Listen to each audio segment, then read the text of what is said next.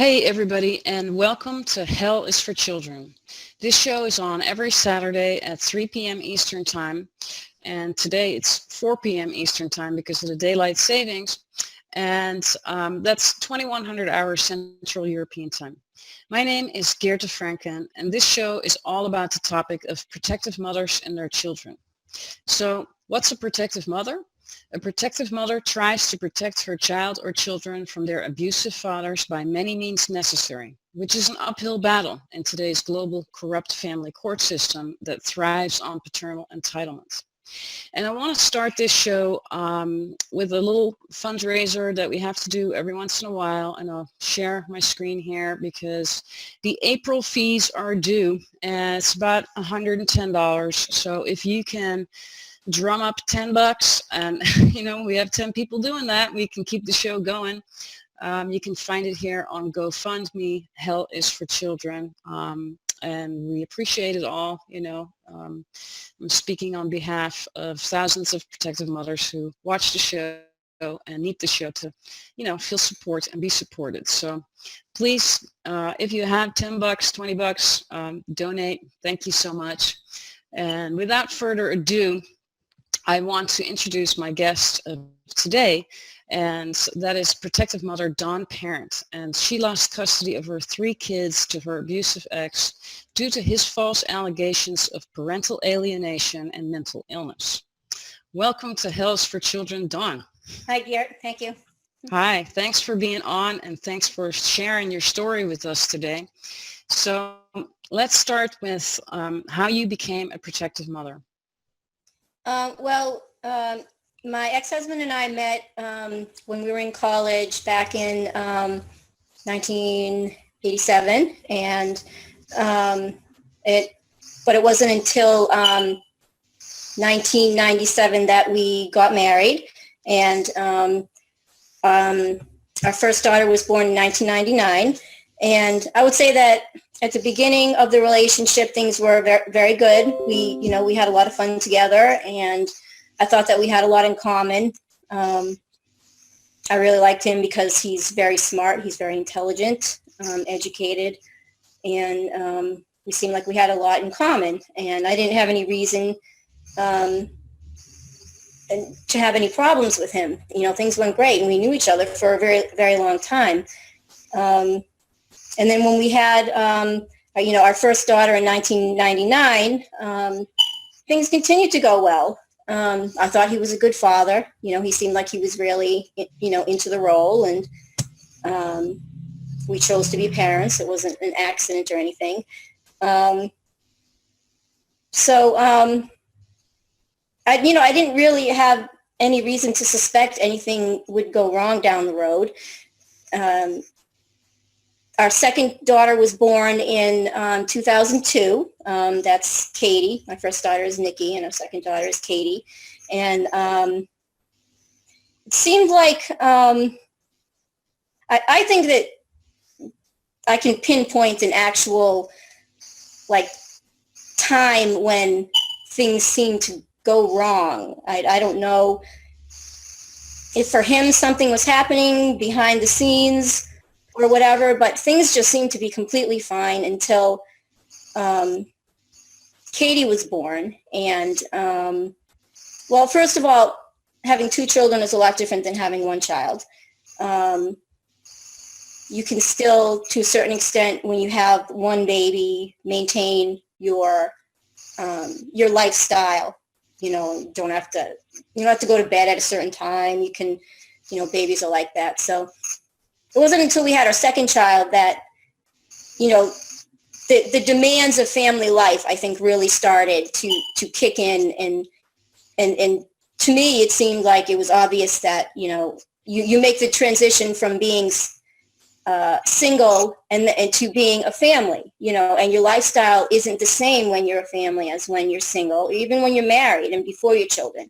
You expect that the children start to come first in your life, and you can't just go off and do whatever you want, when you feel like.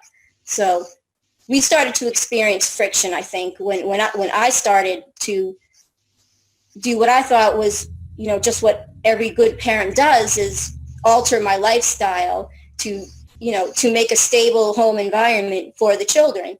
And he didn't really like that very much. He was used to hanging out with friends whenever he wanted to, having people over all the time and for parties and I didn't, I wasn't antisocial, and I liked hanging out with people and having fun, and I liked his friends, but a lot of them were single and didn't have children of their own. And while they were perfectly nice people and I liked hanging out with them, I just didn't want to do it until 3 a.m. every Saturday night. And so that started to really cause friction in our marriage. And to me, it just seemed obvious that, sure, you can hang out with your friends, but can you just do it during daylight hours? What's the big deal?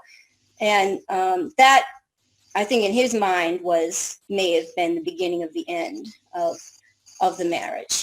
He did not like that at all. Did not like me suggesting that he alter his lifestyle in any way whatsoever. Because I think in his mind, the friends still came first, which I didn't get.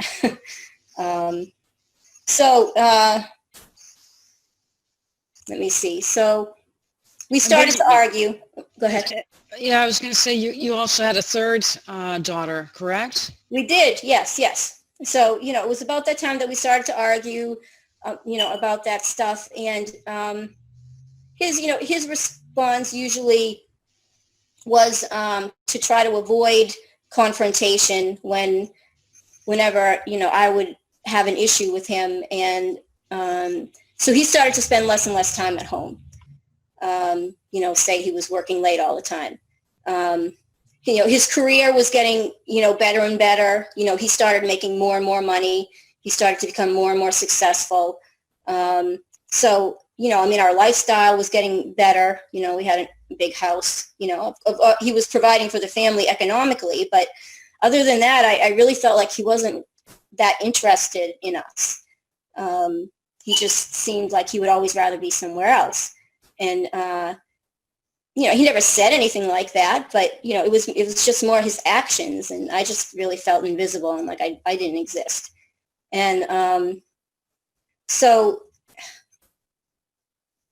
we just started to experience more and more friction about that. And eventually in 2004, our third daughter was born.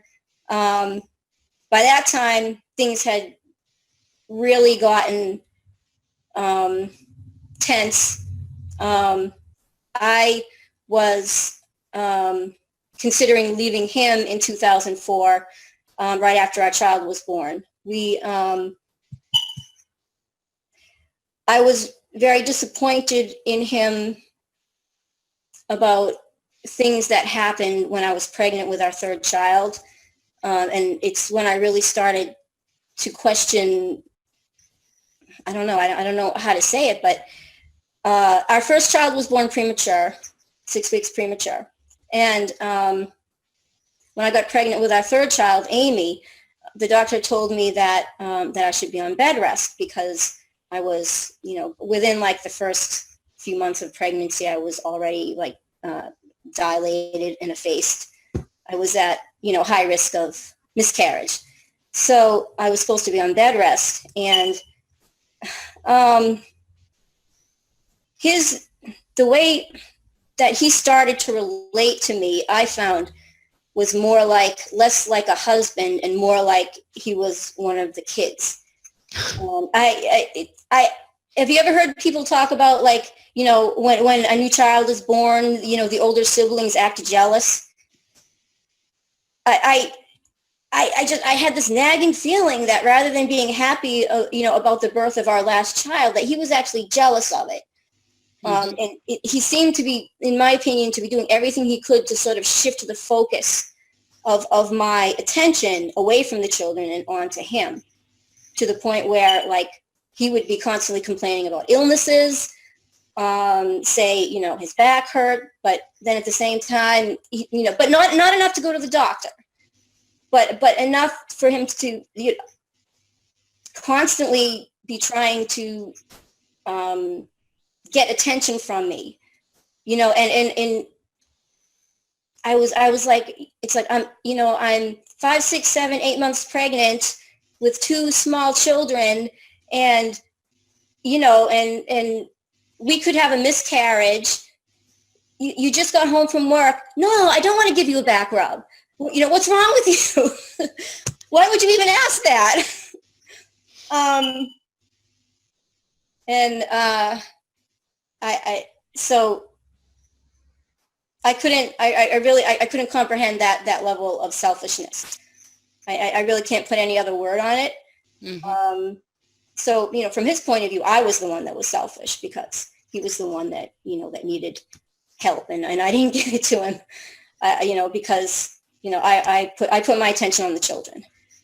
And so I had pretty much reached the point where I didn't want to have 4 children. I just had my 3rd, and I expected, I wanted him to be the man, and, and I didn't want him to be the 4th child that was competing with me for attention of the, from the other 3.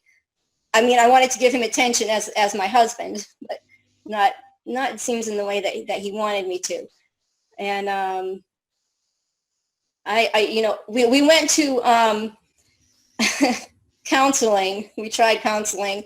Counseling with us never really worked out very well, because whenever we went to counseling, it would probably be something like, it's after a week of me never seeing him at all, like all during the week, he doesn't come home until 3 a.m., won't tell me what he's doing, doesn't understand why I would have a problem with that. And so, I would tell it to the counselor, and he would just he would sit there and put his arm around me, and and put the most loving expression on his face. And before, it always ended with the counselor feeling bad for him and him saying, I work so hard and my wife doesn't appreciate it. And me sitting there in front of a counselor looking angry, and him looking very loving and sweet. So I always came off as the bad guy. And, and he would be like, I'm so tired. I never get to have any fun. And I'd be like, what are you talking about? You don't have any fun. Your friends are over every Saturday night. How much fun do you need? That never worked out. And I'd gotten to the point where one night I started to say something to him like, I don't want to live with someone, that doesn't want to be here. It's obvious that you don't want to be here. You don't like you don't like this family that we have, and you'd rather be off with your friends or whatever it is that you're doing until 3 a.m. on a Tuesday night. I don't trust you. Are you having an affair? He said, I can't believe you'd ask me that. And I said, I can't believe you'd think that I wouldn't ask you that, given what's going on. I don't know what you're doing. He, at that point, all of a sudden said something that made me change my mind.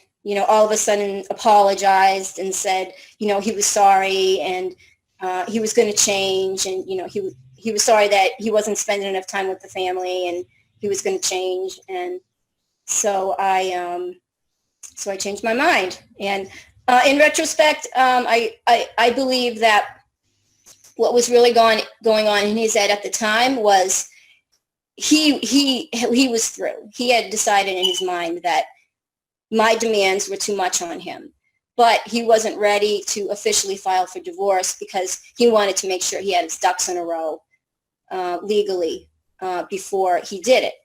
And in order to do that, he had to make sure that I wasn't the one that initiated the divorce, so that he could prepare.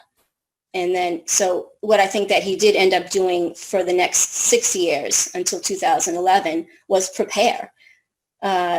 He went out and he got a law, unbeknownst to me, there were a lot of things that he did in those next few years that, if I'd have known about them, would have helped me a lot. That, gave him the leg up in the eventual divorce. So you guys broke up at this point, and Yeah, well, yeah, it wasn't, no, well, it wasn't until 2011 that, we started to experience friction again. And he, he eventually said that he wanted a divorce, even though I had threatened it before, but he was the one that actually came out and said, yes, I want a divorce. I guess I kind of always thought in the back of my mind, maybe stupidly, that in the end, he would love us enough, to choose us over his friends or his lifestyle or whatever he was doing. But it turned out in the end that wasn't the case. He really had decided that there were, the other things in his life were more important.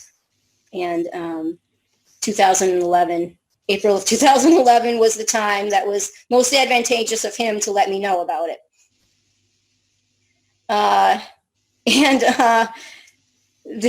The way he did it still blows my mind. It was literally like after, because he always led me to believe, even up until like the very end, like a week before, I think the Valentine's Day before that, he bought me a dozen roses, and gave me like the nicest card, talking about you're the one I want to be with. So then by April, it was, I want a divorce. And he says to me, I'm surprised that you're surprised. And I said, well, yeah, I'm surprised. You just bought me like dozen roses the other month, mind games. I wasn't surprised that the marriage was breaking up, but his sort of alternating back and forth between being, affectionate and acting like I didn't exist continued to sort of throw me for a loop. And maybe that was the intention, it disoriented me. So obviously the times when he was being nice, it was obviously not sincere. To him, it was probably just a joke, the card and everything. So it was, verbally, I want a divorce one evening. And then by the next morning, he had in his hand a divorce agreement that he had already worked out with his lawyer. He was literally he had a pen. I remember this distinctly. He had a pen and he had the divorce agreement that he had written out in his hand. And he was literally shoving it at me. Here, sign this. I already worked it out. I've decided how much child support you're getting. I've decided everything, how everything's going to work out. You just sign it. And I was like, this divorce thing is new to me, but I'm pretty sure that this isn't how it's supposed to work. Yeah. So I had spent the last 12 years as a stay-at-home mother. So, my first daughter was premature and had a lot of medical needs and then had a learning disability. So I had spent the last 12 years just totally immersed in childcare. And I had not really paid much attention to, the finances. I wish I had to anything else other than that, really, just taking care of my children. That's all, I had been doing. And so all of a sudden, being in this new phase of my life where I have to, think about other things like survival and money and protecting myself, that was, that required a lot of adjustment in my mental thinking. So all of a sudden, here I am with this legal document, which was really kind of funny because of how outrageously one-sided it was towards him. It was he wanted me to have primary custody of the kids, it said, but he would have visitation just when he felt like it. Which was just a continuation of his usual sort of beliefs that everything should revolve around him. And he had decided, how much money he was giving me in child support. And I didn't think it was enough. He made a lot of money. His career had gotten better and better. At the time that we split up, he was the chief technology officer of the chief technology officer of a subsidiary of the law firm Wilmer, Cutler, Pickering, Hale, and Dorr, which is one of the most powerful law firms in the world. So, and his income was $350,000 a year. So he had the money, he had the connections. Having that kind, and also working for a law firm, even though he wasn't involved, he's not a lawyer himself. He was involved in a technical aspect. He was in charge of all their computers and software. It changed him. It changed his personality. And, he just seemed to care more and more about power and prestige. And when we were younger and we first met, he was a poor kid who, grew up in a poor, one of the poorer towns in Massachusetts. And I had always respected him for how he was somebody that had lifted himself up out of that and worked hard and to achieve something. But then it was sort of like, at the same point that he had reached like the pinnacle of his career, it was like everything else that he seemed to care about that before, it didn't matter to him anymore. And if at any point, love mattered to him, it didn't seem like it did anymore, just power. And he was used to, being around people on a daily basis, I guess, that were entitled and that were used to think of themselves as entitled to be in charge. I really do think that probably wasn't the only thing, but that had something to do with it. When you go to work every day with people that are powerful, you don't want to come home to a wife that asks you to help take care of the children. Powerful people don't do that. So that I think that affected his attitude as well. And so here we were. He had already started to become very controlling about money. It seems like the more of it he made, the less of it he wanted me to spend. I didn't spend anything like other than like, for the kids. I was the one that did the grocery shopping, bought clothes for the kids, and yet he was constantly complaining about the money that I spent. And I couldn't understand it. It's like the more money that he had, the more he seemed to worry about it. And I'm like, and I couldn't understand that either. So here I am. We decided at the time that we would just sell the house and both move out. I didn't want to live there. It was a big house. I didn't want to live there by myself with the kids. It would have been expensive to take care of. And he moved out and he got his own apartment, and I moved out with the kids, and we got our own, we rented a house.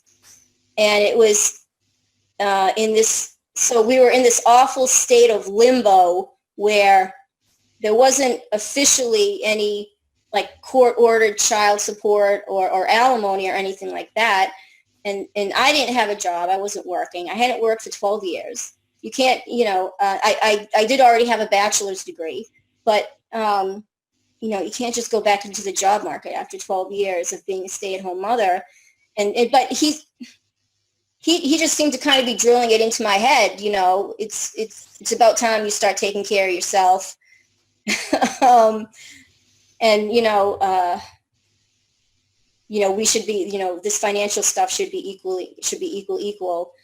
And I'm like, well, the child caring is definitely not equal. So, And I And couldn't just, you hadn't signed that agreement that he had no, put in front of you, right? No. no, I wouldn't do it. And so we were in this, we went on for probably at least a month with, we still had a joint bank account, and so I was still able to use my debit card. But I started to notice at the time that it's like there was just never any money in the account. And that was because he was taking money out of it left and right. He did not want me to be spending any money. And so he would give me, cash here and there, which was kind of humiliating to have to kind of like beg for it. And but he was still trying to pressure me into signing the agreement. And I managed through some fluke to write a $5,000 check that managed to clear through the bank account before he took out the money to a lawyer. And so I got my first lawyer, and he told me to go through the bank accounts and to see, what was going on. And that was the first time that I had ever actually done that. I had never, all I knew is that when so stupid. When my ATM card worked at the grocery store, when I brought it there, it worked. And that was all I knew or thought I needed to know. I didn't look at the bank statements. I was too busy taking care of the children. So now that I started to do this, looking through the bank statements, I was totally blown away because it was our checking account was just this tangled morass of transactions, money going here and there all over the place. I didn't know, what on earth was happening. He was taking money out of the account. When I started to really analyze the bank account, and I think I eventually determined that going back probably at least 6 years, he had been withdrawing on a regular basis $5,000 in cash from the bank account every single month. He would go to the ATMs like 3 times a week and withdraw $300 at a time. And I hadn't noticed it until I had actually, looked at many, many months of bank statements at a time. So I really started to worry, like, how well did I know this person that I'd been married to? Obviously not very well. What was he doing with all that money? And the locations of the ATMs that he was apparently using were in towns where I did not see he had any business and any reason to be there at times of the day. That just made me wonder, what on earth was he doing? I think he had some kind of a double life. I still to this day can't say exactly what it is, but he to this day remains somebody that does not spend very much time at home, spends a lot of time traveling, and don't know what he does when he travels. I don't know if he spent that money or if he had some sort of activity that he needed a lot of money for, if it was gambling or other activities that can cost a lot of money and that you pay for in cash. I don't know. That he spent a lot of time in Las Vegas and was introduced to a lot of the opportunity was there. Yeah. So I guess I'll never know what exactly happened to that money. Maybe he just stashed it away. So there was like nothing. The marriage ended. He had taken home equity loans out on the house, and so there was like nothing. When we sold the house, there was nothing to gain from it. He had started several years in a row. He had cashed out his 401k for $100,000 at a time. And he had even taken some money out of the kids' college funds. So money had disappeared left and right. And I didn't know what was more disturbing, just the idea that he would think that it was okay to do that, He must have thought I was really a fool, that he was doing all this, under my nose. So that's what I mean when I say I think that, he had in his mind decided that, this is what I'm going to do and this is how I'm going to plan for it. Draining all the financial resources is the stereotypical thing that somebody does when they're planning a divorce. And he had been doing it for probably at least 6 years. So there was nothing, there was other than a 401k that had about $200,000 in it.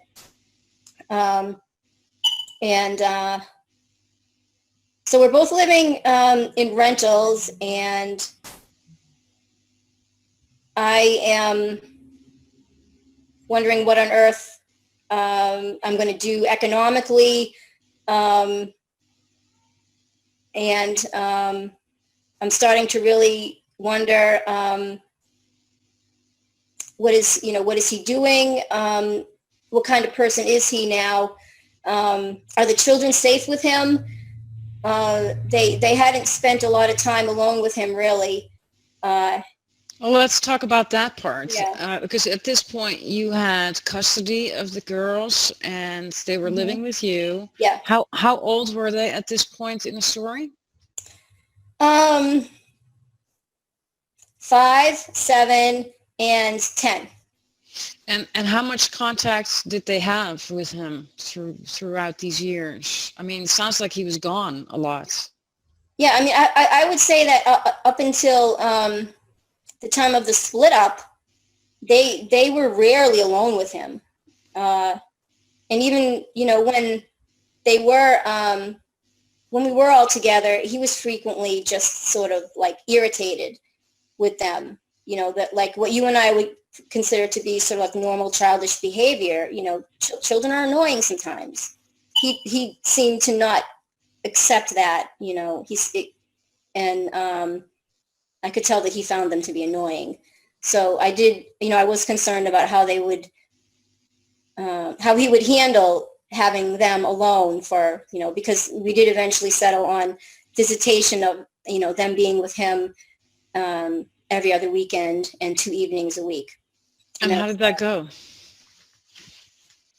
It was hardest on my middle daughter, Katie.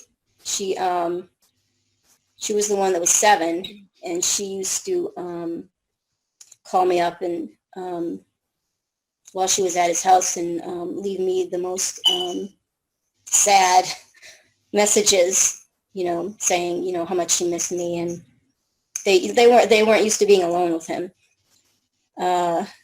So she would, I think Katie had the hardest time with it. I don't know exactly why. And at the same time, my oldest daughter, Nikki, was mad at him. She didn't, the kids were aware of their decrease in lifestyle. And Nikki was old enough to know that was because of her father, that, we were, struggling financially, and he, and that was because of him. And she was well aware that, the children knew that he was, a well-off professional man. And, they knew that they were used to living in a big house and having everything that they needed. And so they were aware that things were different now, and that they were no longer they were no longer going to be able to take for granted that they would have everything that they need. So she got angry with him about that. And Amy, my youngest one, Amy, who was only 5, they didn't really understand why the marriage ended. My youngest one, Amy, was really confused about it. After they found out that, their father and I were splitting up, Amy, who was only 5, said to me, Mommy, I wish that we could go back in time and you could be nicer to Daddy. She didn't, because all they saw was that I was mad at him a lot. And I don't know what to say to her. It's very hard to explain the dynamics to children, Mm-hmm. and you don't want to, because it's really, it's between you and him, and not healthy for the children to be involved in all those dynamics, but they feel it. Yeah. No. So they're aware that they're in a situation that they don't like, and they don't know how to, make heads or tails out of it. Who's responsible for this, what happened and why. And so that was tough. And I was starting to get a taste of what the game was with, regard to how the children were going to experience this post marriage situation, and that they were starting to see that there was a difference between being at Mommy's house and between being at Daddy's house. And when you're at Mommy's house, you don't have as many toys, and when you're at Daddy's house, you have more toys, and Daddy takes you to do more fun things because he has more money. Well, I mean, they may not know that's the reason or whatever. Of course, I always tried to, whatever money I did have, I would spend on them. But maybe, in their mind, they thought I had money. Maybe I just wasn't choosing to do the same things with them that their father was. Maybe they think of it as intentional. And I couldn't help think that was intentional on his part. He was wooing them, and well, he said that he didn't want custody of the children. His lawyer always said that he did, and in fact, when he filed for his complaint for divorce, did say that he wanted full custody of the children and for me to pay him child support. And I believe, in retrospect, that just because of my experience with the court and how they do things, if he had wanted it, he would have gotten it. And that I at the time I thought, there's no way that, a court would give 3 little girls to the father that works all the time and has never had any experience taking care of them, when I was the one that took care of them. But I know better now. But in retrospect, I think that he could have had them if he wanted to. He just didn't want to, I think he knew that he needed more time to win them over to his side. He didn't want, a 7-year-old little girl at his house crying because she missed her mommy.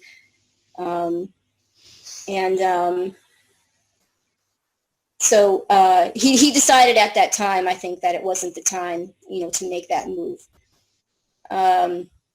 So we ended up going to trial, and we had temporary orders.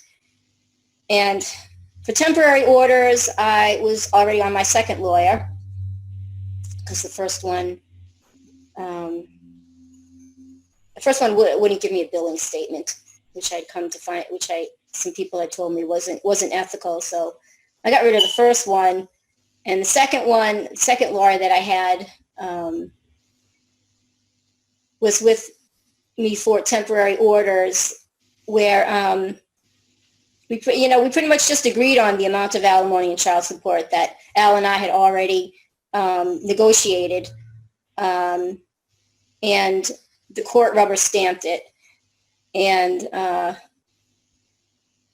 we continued with the child custody arrangement that we've been doing since so far. We were agreeing on that, but I was starting to learn more and more about how a divorce is supposed to work, and legally, how does it work? And so I started to hear stuff about how you're supposed to have discovery, and the other person is supposed to give you their financial information, and you have a right to know what's going on. But whenever we tried to meet to negotiate anything, my ex-husband would constantly show up and refuse to provide any information whatsoever about his finances. He would the financial statements, he would just write zeros on everything. He didn't care how ridiculous it looked. And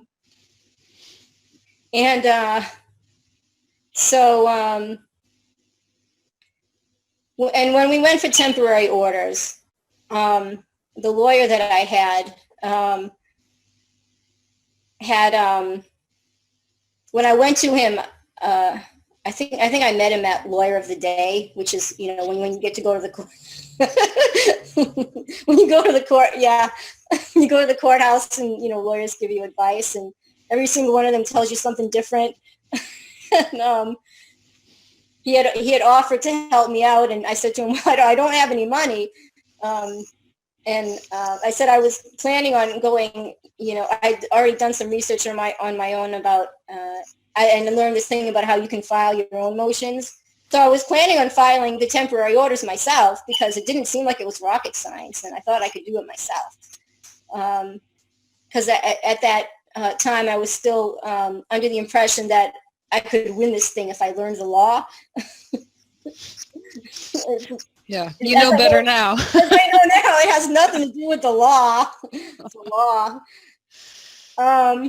So I said to him, well, I was planning on filing temporary orders myself. I think I already learned how to do it, and I was going to file for attorney fees pendente lite. And I said to him, well, if you want to represent me, you can file for be the attorney on record to receive the attorney fees pendente lite if you want. And that was a bad idea. I shouldn't.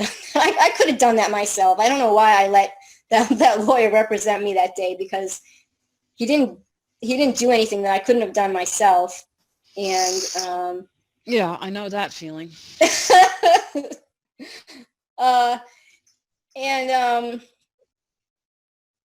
So on the day of temporary orders, he went at the courthouse to negotiate with my ex-husband's lawyer,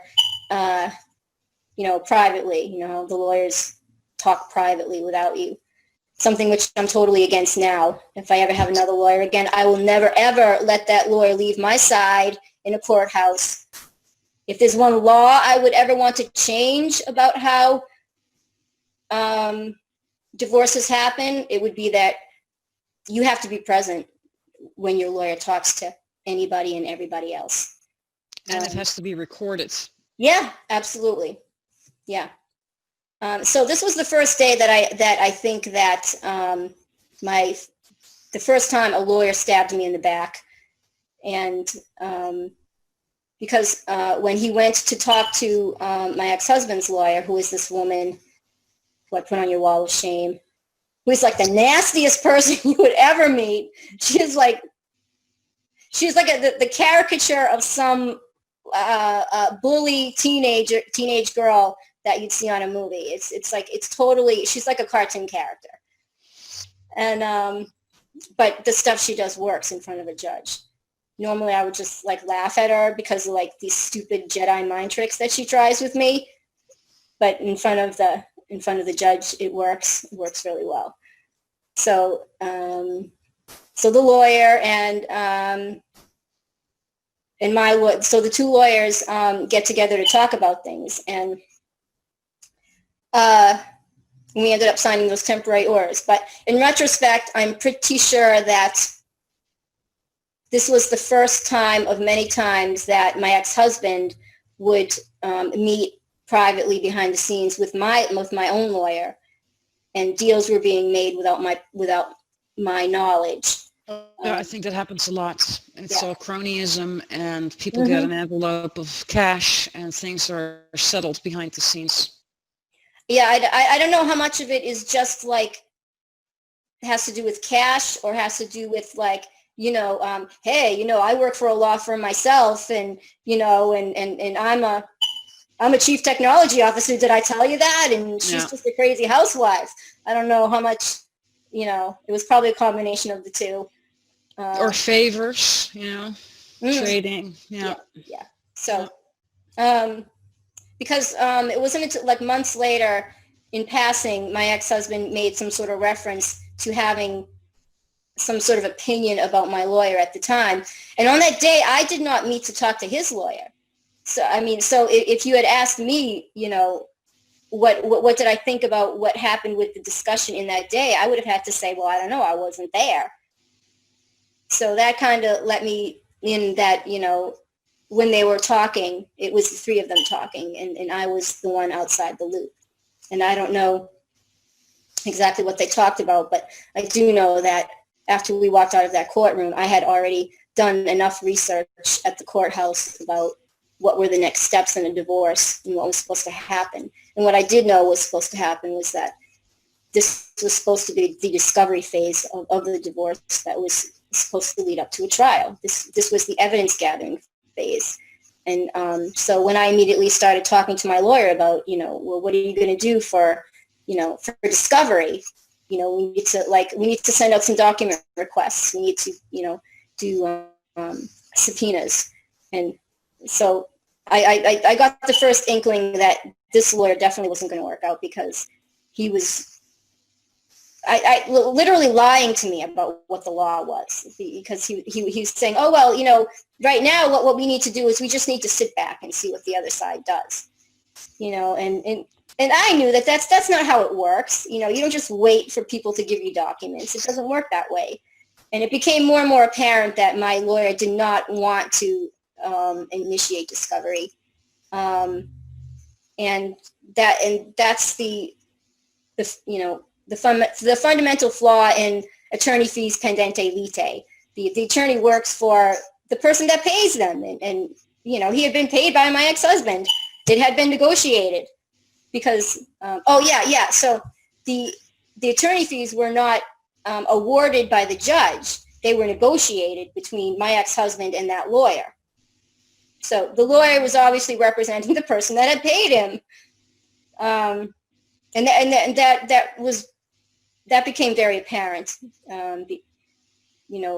as he refused to initiate any kind of discovery. And so there was one day when I was talking to him on the phone about how, at our next meeting, these are the financial institutions that are involved, and these are the, you need to contact them and do subpoenas or initiate document requests. And I very specifically said to him, I want to see some subpoenas.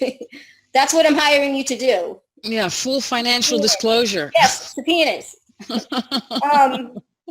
And he said to me, oh, yeah, I'll do that. And I said, and when I come into your office tomorrow, I want to see those subpoenas, right? Are we clear? He said, oh, yeah.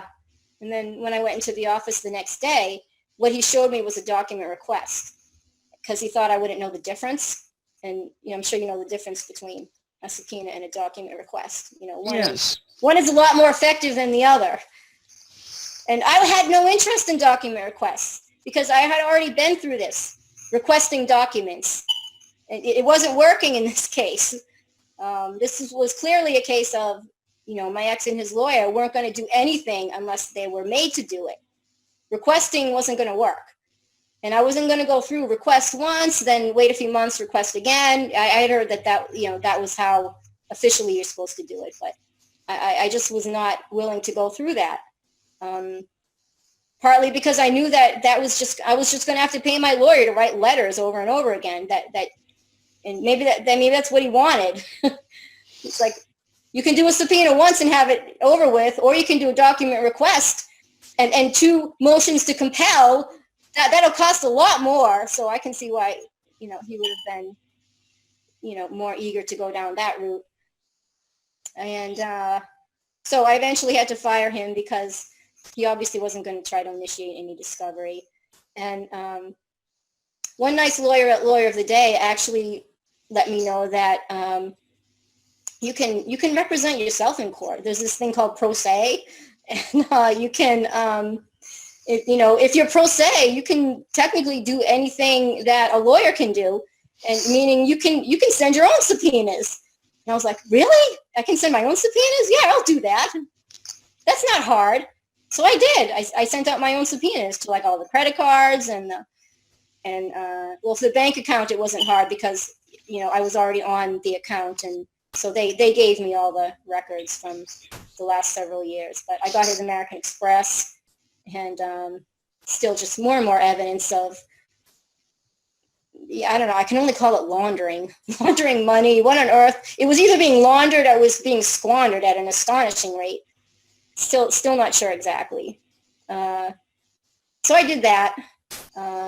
He did not like that. His attorney did not like that. Acted as though that were a criminal act.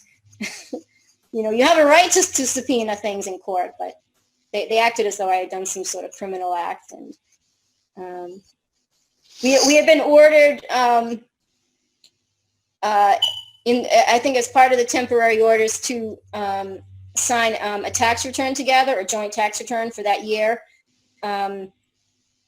which I actually was resistant to at first because I didn't know if that tax return was truthful or not. I had no idea what he was doing, and I didn't want my signature to be next to his on any document. But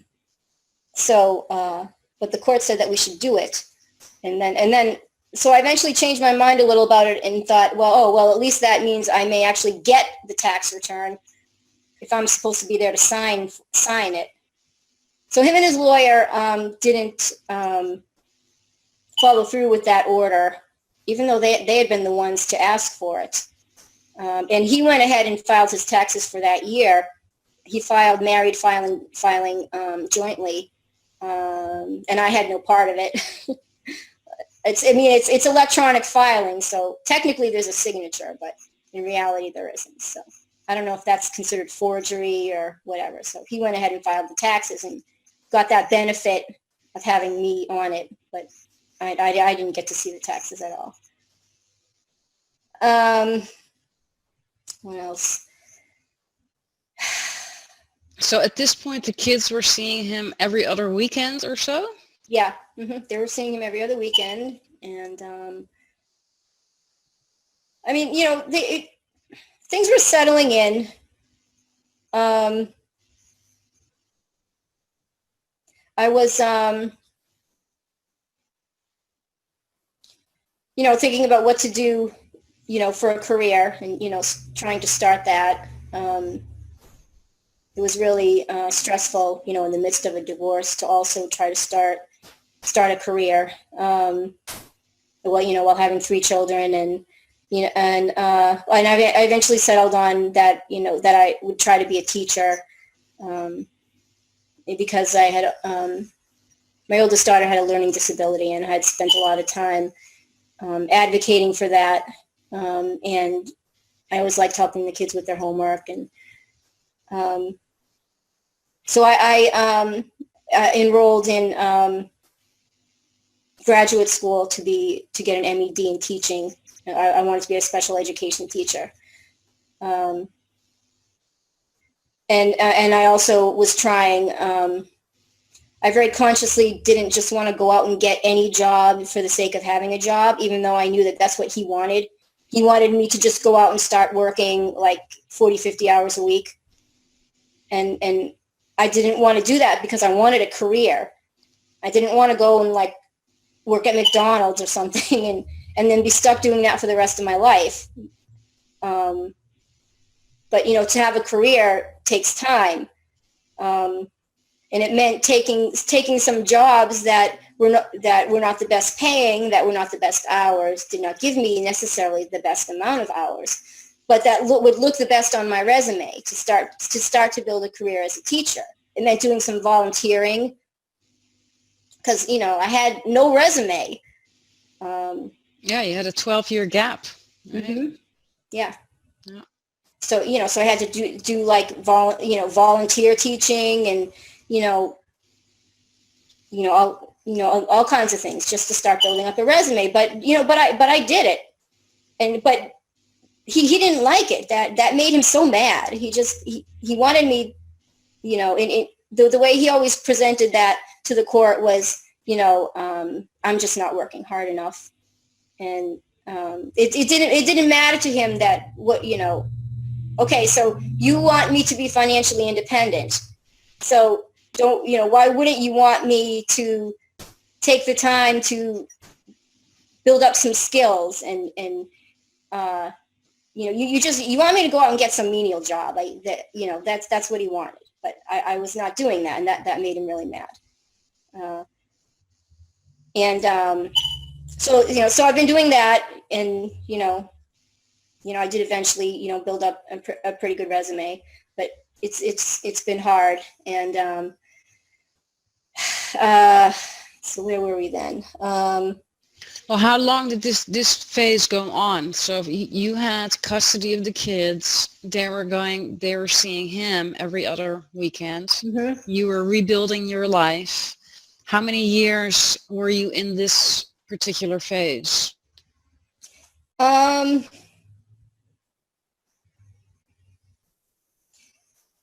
I mean, it pretty much continued that way. When the divorce was eventually final, I did get a third lawyer that was actually pretty good. She was a female lawyer, and she managed to get his tax return for that year. And so we managed to get some kind of discovery. And the judge, although it seemed like, he hated me, he awarded alimony, and he awarded child support, and I was actually pleasantly surprised at the amount that he ordered. And the court determined that his income was $350,000 a year, and I know that which was based on his previous year's tax returns, which is what it should be based on. I don't know if what the court ordered at that time was based more on that was what my ex just wanted at the time. He had chosen at that time that he didn't want custody of the children. Although he made it very clear to the court, his lawyer always made it very clear to the court verbally that they did not think I was a good mother. They thought I was, they said I was in bed all the time, and I was, I was depressed, and I was in bed all the time, and it's like, well, there was a time when the doctor did tell me to be in bed, but I couldn't. So I mean, how would they even know? What nonsense! You have 3 kids. You're going to school and you're working. I mean, yeah. So they were laying the groundwork for painting you as a bad mother at that time. Mm-hmm. But you still had full custody. You had alimony and child support, so things were going well. At that time, yeah, things. I mean, financially, it was okay. I was able to just work part time at jobs that were, because the kids were still young, and we were doing okay financially. So I mean, I have my theories about, was the judge being nice when he did that, or was he trying to push my ex-husband to asking for custody of the kids? Sometimes I wonder that,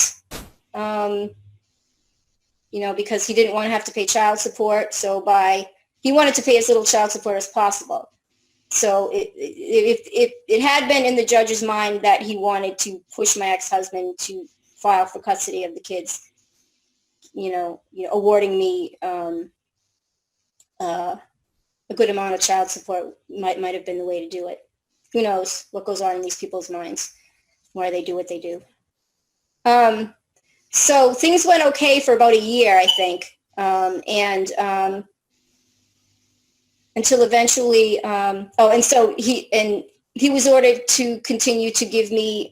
We had a family health insurance plan, and he was ordered to continue to do that. The children and I were still on his health insurance.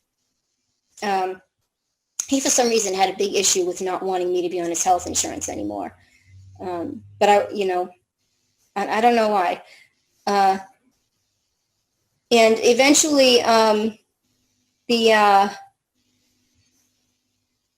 but I remember at the time of the trial, the initial divorce trial, I represented myself. I have like half of the time I represent myself and half of the time I might have a lawyer. I don't think I'll ever have a lawyer again.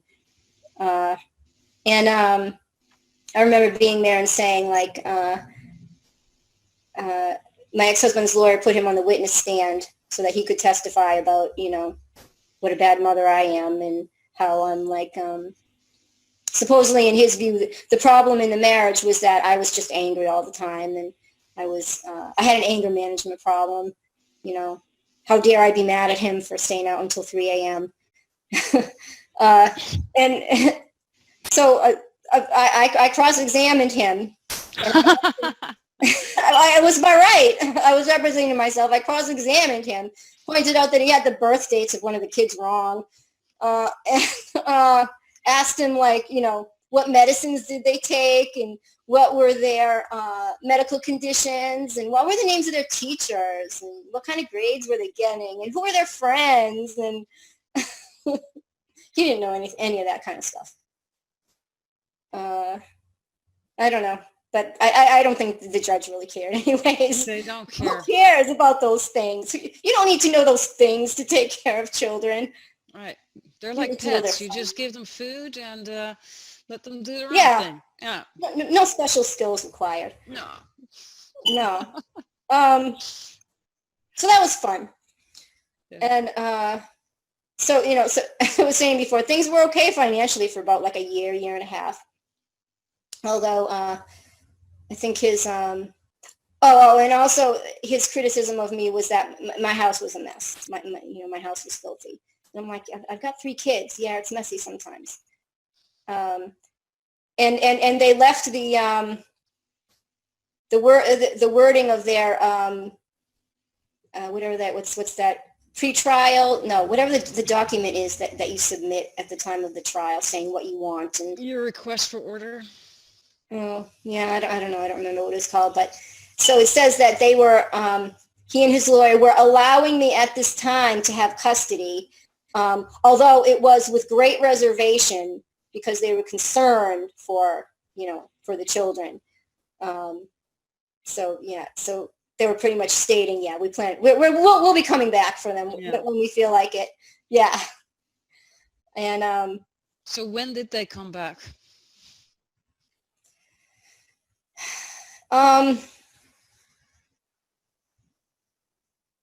Legally it wasn't until a few months ago.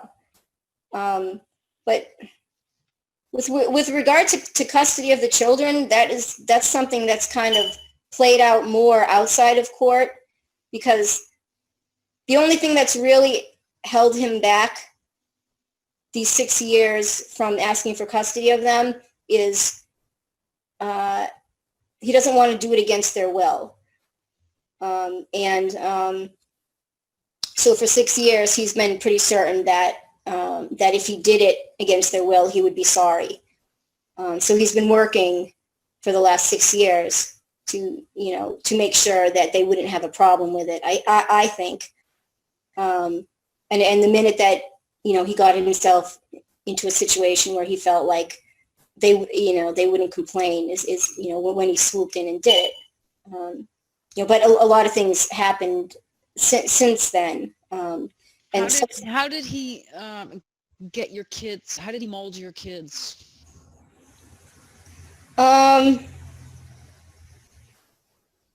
Well, every year that has gone by since then, I've appreciated every extra year that I've had since 2011, because I think that it was maybe things were meant to end at that time, and they didn't. But the kids just started to they started to notice the difference. When you're at Dad's house, you get Dad's got money and Mom doesn't. Mom is stricter with us than Dad is. The kids, my middle daughter Katie especially, which is kind of ironic because she was the one that missed me the most. When things, that's Katie. She was the one that used to cry the most when we first split up. She started to get really angry with me. She, obviously in that moment we weren't, but, and she's had all kinds of issues. Well, her whole life, really. I've been worried about her a lot. And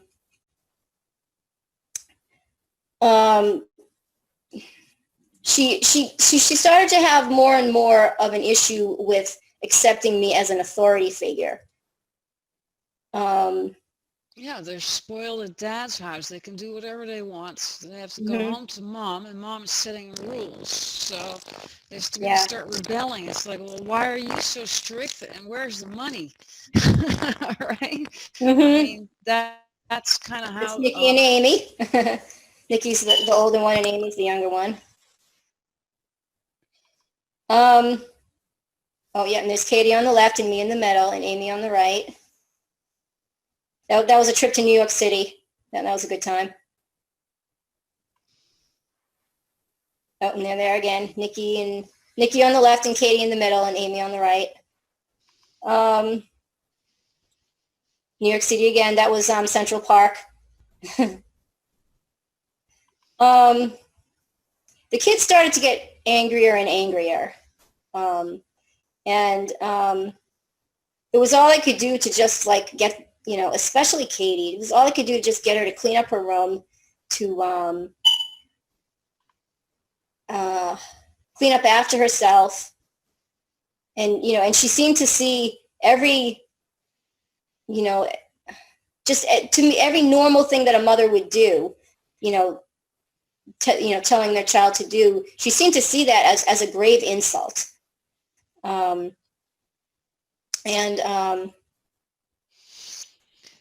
We started to fight more and more, and up until about 2 years ago, the fighting got very, very bad. Katie would fight with me sometimes, and sometimes she would fight with Amy. She's a very smart girl. She gets, excellent grades at school. She writes poetry. She's brilliant. But she's kind of got two sides to her. And she fights with me sometimes, and sometimes she fights with her little sister. And there'd be, but no matter what, she always seemed to think that, that I was the mean one. And there was just no amount of convincing that, that was going to make her think that it was okay for me to tell her to clean up her room. So that's, that's been stressful. Seeing that, before the marriage ended, the kids would have accepted that was natural for me to parent them, to tell them. It sounds like you were losing your grip on them and on the parenting and on the relationship that you had with them, and also the three girls amongst each other as well were having issues. Yeah. So things at my house got tense because, and even before the family had split up, it had always been like that. If the kids were going to act up, they were going to do it with me. And when they were with him, they would tend to not do that. Why would they? They get spoiled. They get toys and candy, and they go to Disneyland, and whoop-de-doo, and so having them with me has been wonderful, but it's also been really hard living with Katie being angry with me all the time. But usually my oldest one, Nikki, we've always been really close, and she hasn't been that way. So there was this time, a few years ago when things with Katie, between Katie and I had gotten like so stressful that at one point she was, screaming at me and saying, she didn't want to live with me anymore. She wanted to live with her dad. How old was she at this point? Maybe 13. And which I think had been precipitated by her not cleaning up after herself and me taking her phone away, and her feeling that wasn't within my right to do that. And I remember her yelling at me and saying, Dad bought me that phone. You can't take it away. So it's almost like the divorce plays out with your own daughter all over again in a way. Yeah. Yeah. Mm-hmm. So, and this was on the eve of our first modification trial, because my ex-husband, after a year and a half of the original divorce, filed for modification of alimony and child support. Okay, so just the alimony and the child support, but not custody. His lawyer tends not to tell you what the actual issues are until the day you show up in court. So just because they had not formally stated it, I think that it still could have been in the back of their heads to do that. And because he had said that he was suddenly laid off from his job, and that he was he showed up into court for the first hearing for the modification, saying that he had no income whatsoever. Oh, sudden change in circumstances, Judge. My client was just laid off. Sorry, he can't pay, and he can't pay alimony anymore. And I remember going into court. I represented myself that day, and bringing in his resume from LinkedIn. My first experience pissing a judge off, and reading his resume out loud to the judge.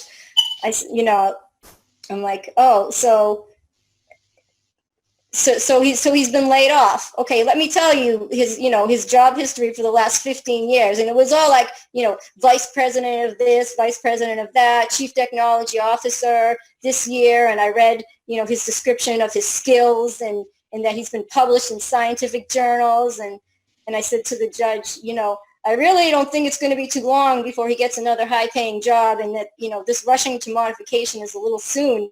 And the judge just cutting me off. Not necessarily. and you don't have to read anymore. She didn't want to hear that. That was Virginia Ward. She was mean. So his modification was granted at that time. Even though, I tried. I tried my best to,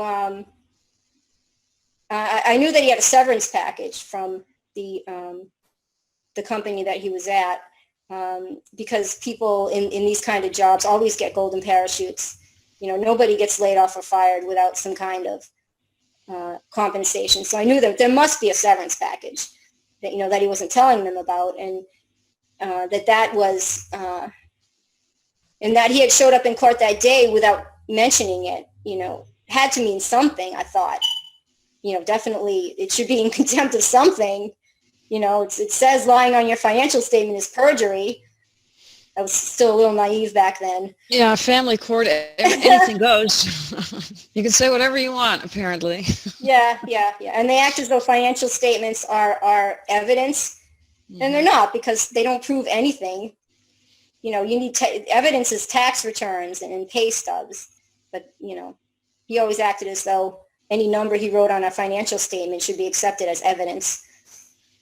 and I even went, and I think he even admitted on his financial statement that his income for the previous year was $410,000.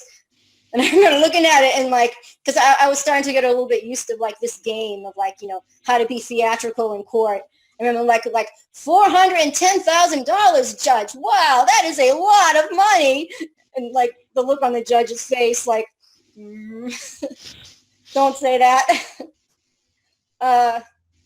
So yeah, what would have seemed like a completely like reasonable argument that, somebody that had been making that much money for that long shouldn't, within a week of being laid off or who knows, quitting his job, should not be considered destitute. But that was the way that they presented it. Like, oh my God, he's been supposedly unemployed for a week and, we need to modify. Desperate change in circumstances. And I actually filed, I filed 6 motions. I set my own court date, and I filed 6 motions, which probably didn't do anything other than make the court pissed off at me. I filed a motion for attorney fees pendente lite.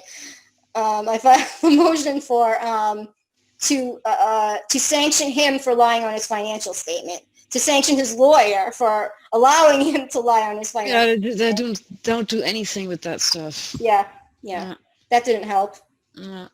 They were dismissed. I'll never do that again. So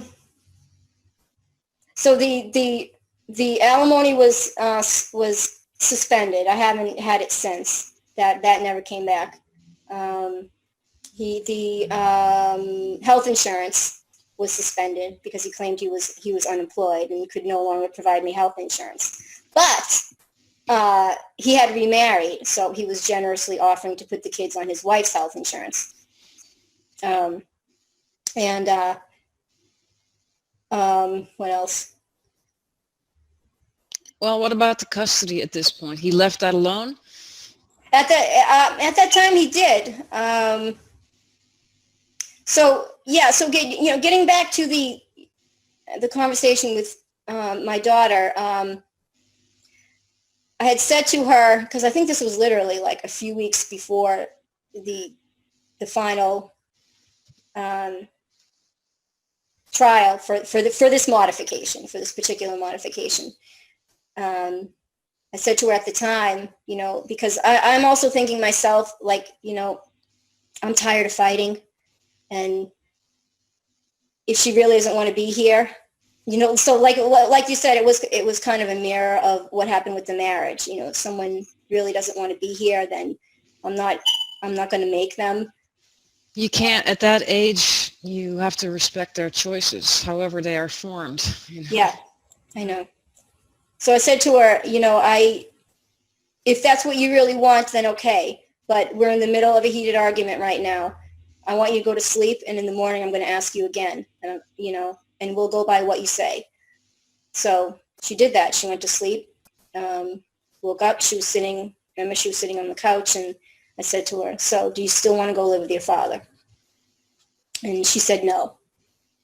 So at that time, that was not an issue. But if she had said that she wanted to live with him, that may have influenced him to want to then file for custody of all 3 of them, because he needed somebody to, be on his side. So. Well, I mean, it's also not good to rip the kids apart, I believe. You know what I mean? Like, the kids should stay together, is my opinion, if possible. Yeah.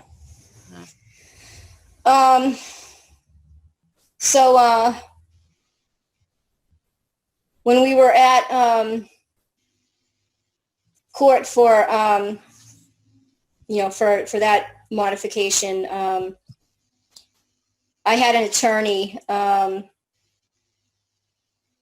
I thought that at this point, the only thing that I really might actually need an attorney for would be to get documents, because it seemed like when you represent yourself, even though they tell you, represent yourself at your own risk, because we will still hold you to the same standards as a real attorney. But at the same time, they don't give you the same respect that a real attorney would have, meaning that, if I go to somebody else's attorney and request a document, they're not going to feel like they have to give it to me because I'm not really an attorney. So once again, we're back at this issue of, we need to know, where do you work? How much money do you make? You keep coming into court with these financial statements saying like, oh, I'm unemployed, or he was saying at the time that he was working part-time, and which to me seemed like deliberate underemployment. But what was ironic was at the time was, I think I was working full-time at the time, and he was working part-time, which was completely like role reversal from anything that had ever happened before. But ironically, they accused me of being intentionally underemployed. Yeah, it's just it's like whatever it is that they're doing, that's what they accuse me of doing. It's a typical narcissist psychopath tactics. You just blame the other person of what you're doing yourself. That's what they do. Mm-hmm. Yep. So I was accused of that, being intentionally underemployed, even though I was working full time. And he was working part time. It seemed pretty much intentionally working part time. Like, his whole life, it's like you've been working in full-time jobs for the last 15 years. It just didn't make any sense that he couldn't get, a full-time job doing what he had been doing before. But the court didn't seem to care about that.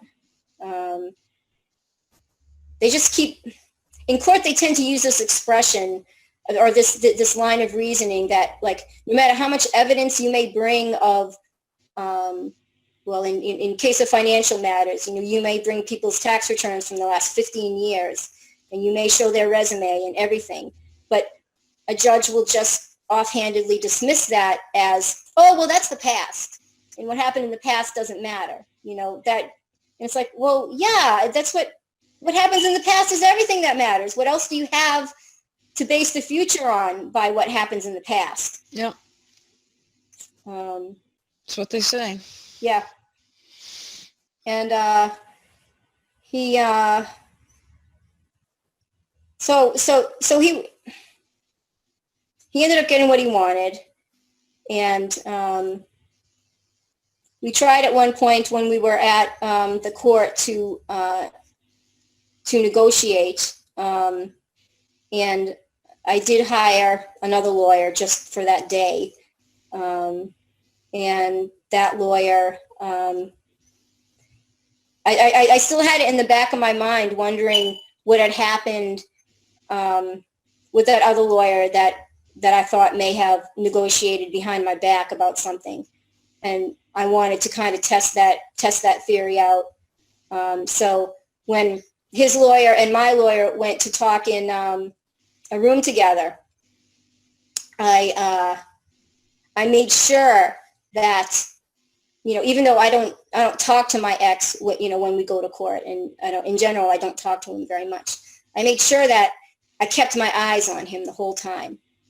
And I wanted to know who was where, when, saying what. And I remember sitting there, like, we were each sitting on opposite sides of a hearing room, and just like not deliberately staring at him, but making sure that he was in my view. And I remember looking away for a second. And I looked back, and he was gone.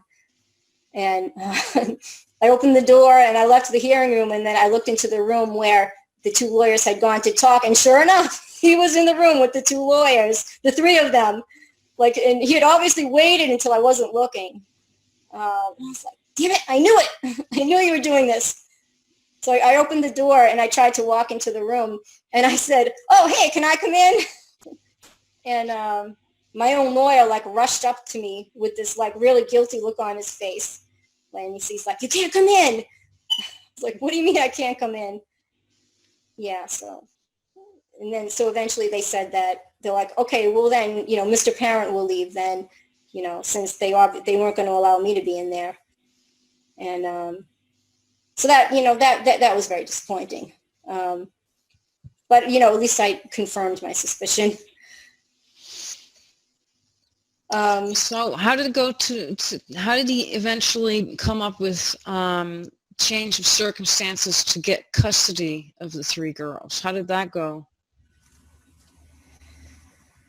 Okay, so a few years later,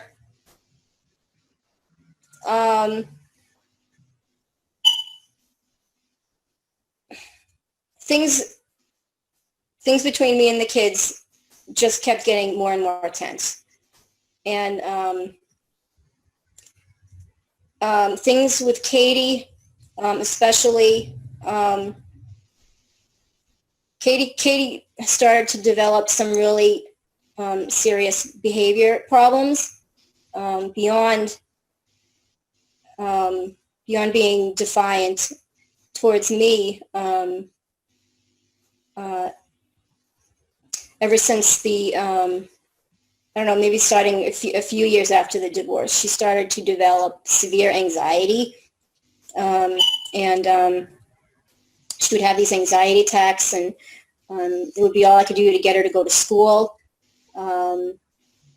She was a lot of work to care for. She needed calming down. Like, I get calls when I was at work and have to talk to her for a half an hour because she was home alone and she heard the neighbor say something, and for some reason that she thought somebody was out there to get her, and even though I knew at the time it was just that she heard the neighbor talking in their yard, she started to have some really complex needs, and that were being really, really hard for me to meet. And it kind of all, she, at school, a few months ago, maybe like 4 or 5 months ago, I got a call from the school saying that a student at the school who was a friend of Katie's had turned in their homework, and that the teacher saw that the homework had things written on it, and had, of course, assumed that it was the student whose homework it was that had written the things on them. But it turned out it was Katie that had written the things.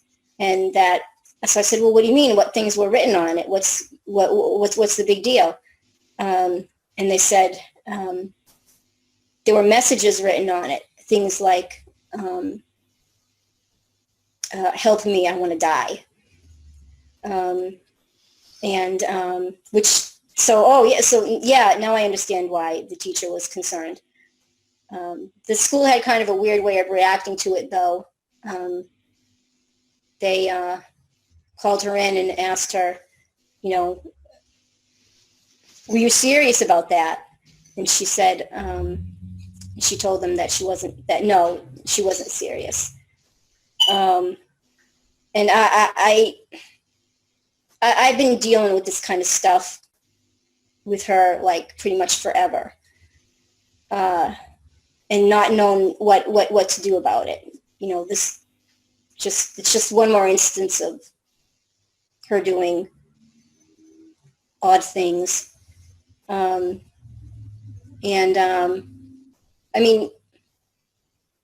So that happened. And then about 3 months ago. Okay, so this is leading up to like the catalyst, really, that brought everything down. And Katie was kind of, it started out with something to do with Katie. It was a Sunday night, and Katie and Nikki and I went food shopping at a local store here, and Amy stayed home because she couldn't tear herself away from the computer. And we went shopping, and Nikki and I were walking around the store together with the carriage, and Katie went off and was doing her own thing, which is, of course, fine. My kids are all old enough to walk around the store by themselves, and, they have phones and whatever. So then me and we would frequently do that, meet up in the car afterwards, no big deal. We don't need to stay together when we go shopping. Me and Nikki are in the checkout line, and I hear my name get called over the loudspeaker of the supermarket. But we're in the middle of checking out. I'm like, so obviously it had to have something to do with Katie. I thought maybe she'd had an anxiety attack or something. So I went up to the front of the store, and and they asked me, are you Dawn parent? And I said yes. And they said, well, we have your daughter in here, well, she's made a mistake. And I had no idea what they were talking about. And when I went in there, they had her in the security office, and the security guard was there, and apparently she had been caught shoplifting. And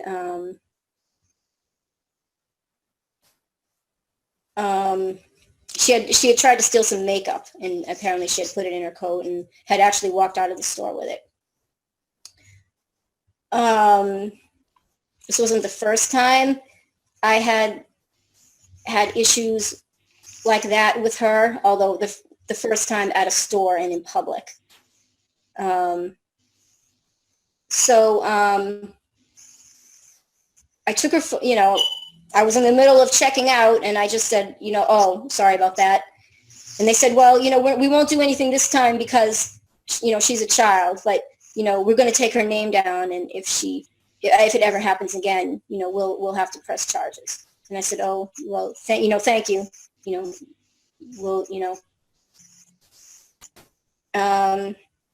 I took her phone, and I didn't really say much to her at the time because there just didn't really seem to be any point in it. Nothing that I said really seemed to matter. There've been times when we talked about things plenty of times, and it just doesn't help. So I took her phone and said, obviously that's an appropriate reaction to the situation, and just said, come on, let's go.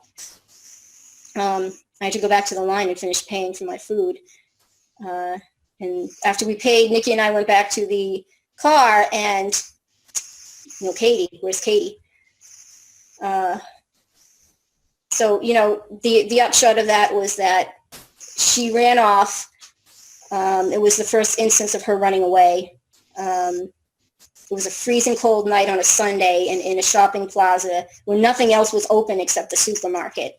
She was missing for half an hour until she apparently walked to another store that was empty, stood in front of another parked car, and screamed hysterically until someone called the police.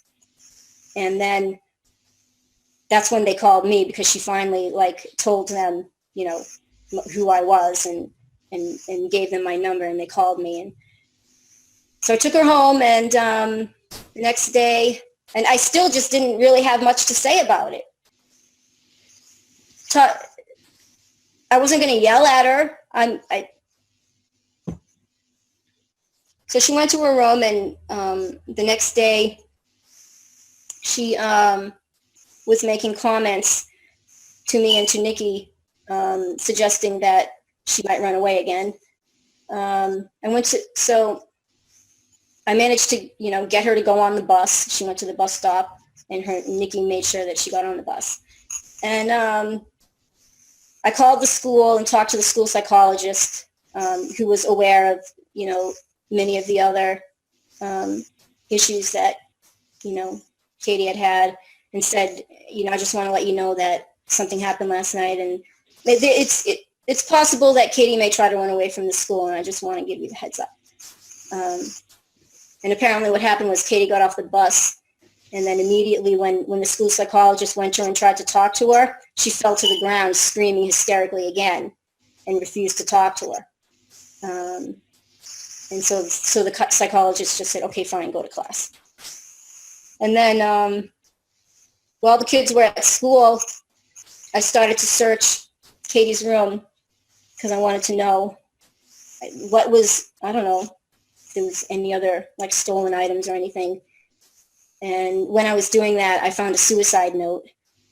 And it was addressed to her friend. She had apparently written it that night. I don't know if she intended that, it would be found afterwards, whatever. But it was clearly linked to the events of the previous night.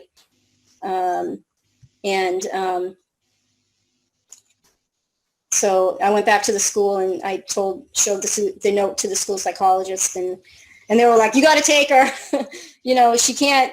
She's got to be evaluated. She can't come back to school until she's been evaluated by somebody." And so she eventually ended up being hospitalized inpatient for being suicidal. She repeatedly said to clinicians that, she wanted to die. And, didn't really seem to have any particular reason for it. And of course, the events of the previous night had been stressful, but not really a reason to want to kill yourself. So obviously there's got to be something else going on.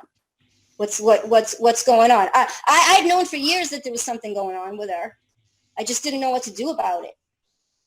And I was hoping that maybe now that other people were seeing that something was up, and that she needed help, that maybe she would get it. But she was inpatient for about 5 days, and I don't think it helped at all. I went to. So do you think that the suicidal, and I don't know, you probably don't know either, but that it's related to the divorce and the way everything was coming to a head, so to speak, or do you think something was happening at the father's house?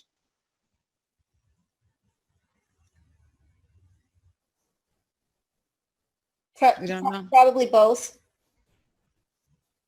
She had been asked multiple times by clinicians, if she had ever been abused or touched by anyone, and she said no.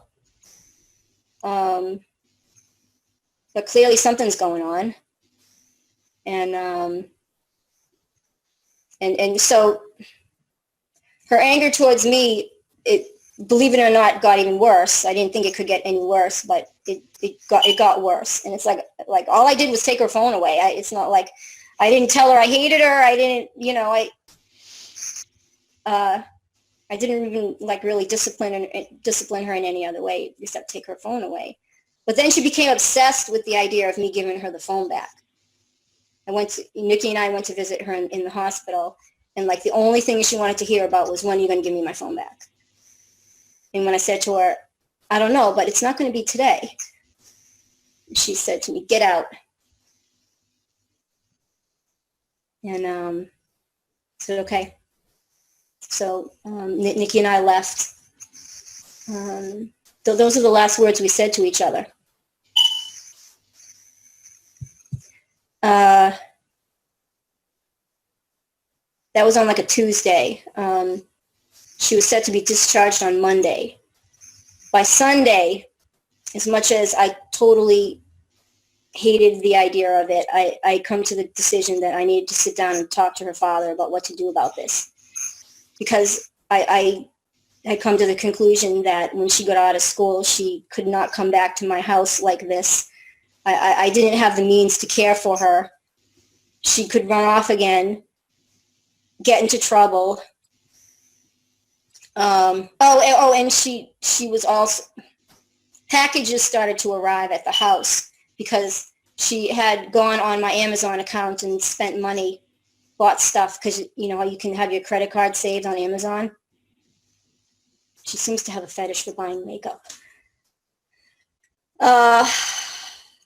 So I was concerned that I was going to go bankrupt with this. I was missing work. So we, the ex and I got together, him and his new wife, who I met for the first time. And so, what are we going to do when Katie gets out of the hospital?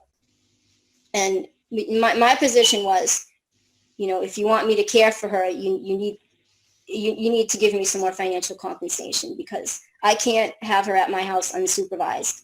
she needs supervision, and that would mean I would have to cut back my hours. So it was either,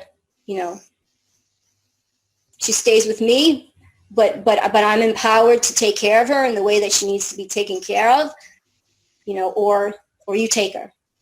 And I didn't know which he would choose. But apparently the decision had already been made, because he said to me that, he had gone to visit her in the hospital that morning, and she had asked him and said that she wanted to live with him. So I said, okay. So since then, so for a couple of months, it was just me and Nikki and Amy. Nikki and I had always been pretty close, and she'd been there at the supermarket and seen what had happened, and with Katie, and had been supportive at the time of me as a mother, feeling that I'd done the right thing. And but then pretty soon, Nikki then started to become angry, and we started to fight. And there would just be these days where, like, she'd come home from school and she'd walk by me and she would just give me this like withering look. I didn't know where it came from. It's like, and then one day we got into this big fight because and we had just moved also, so like this turned into like another one of those like triple whammy stressful times in your life. Just moved, daughter in the hospital, my work was really stressful. I was working full time at the time, and I was at my wit's end. Not crazy, stressed out, but not crazy. And Nikki said, so we had just moved into the new place that we were at, and I was unpacking stuff. And I unpacked like some of her stuff, and I put a book on a bookshelf somewhere. And so then she came to me one day and she's like, I need this book for school. And where is it? And I said, I had a million things going on with my work and all kinds of other stuff. I said to her, I don't know. I did put some books away, they're somewhere. And she was just like, well, where is it? And I had this like meltdown on her, and I was just like, you know what? Everything I just said, we just moved. I'm working. I've got a lot of stuff going at work right now. And, honey, I'm sorry. I know when things were, a long time ago, things were different. And I would have made I said the wrong thing probably. I don't know. I said, a long time ago, where your book would have been the most important, number one thing in my life right now. But, I'm sorry. You have to find it yourself. I can't help you. And that really made her mad. She did not like that.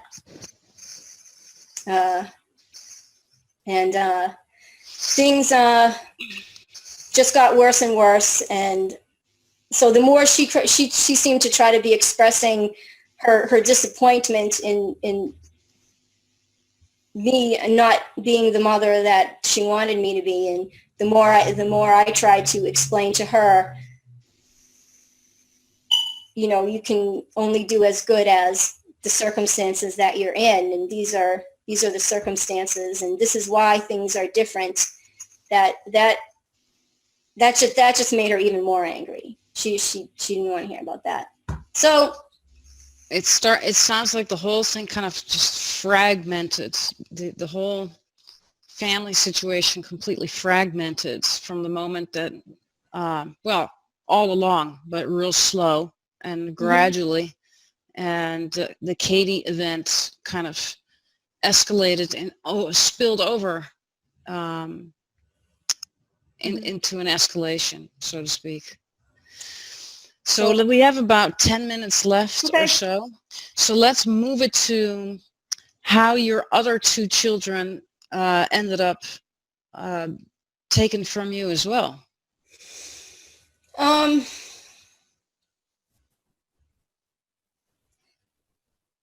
Shortly after the argument that I had with Nikki, and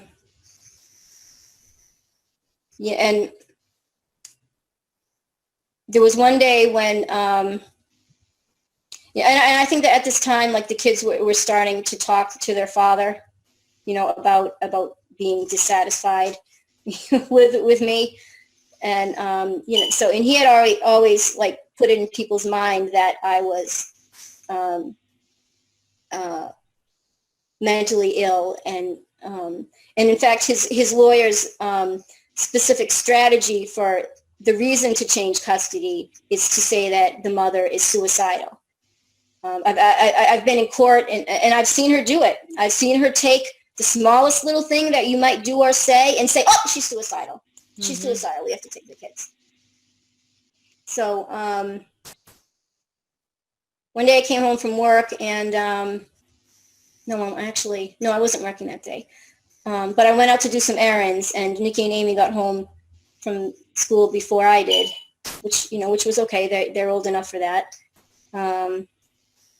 But when I got to the driveway, there were some police officers, and they informed me that somebody was concerned that I was suicidal, and that I needed to be evaluated. And I was not, so I was evaluated, and it was not willingly. It was very traumatic. I was concerned I was going to be forcibly hospitalized. I would have lost my job.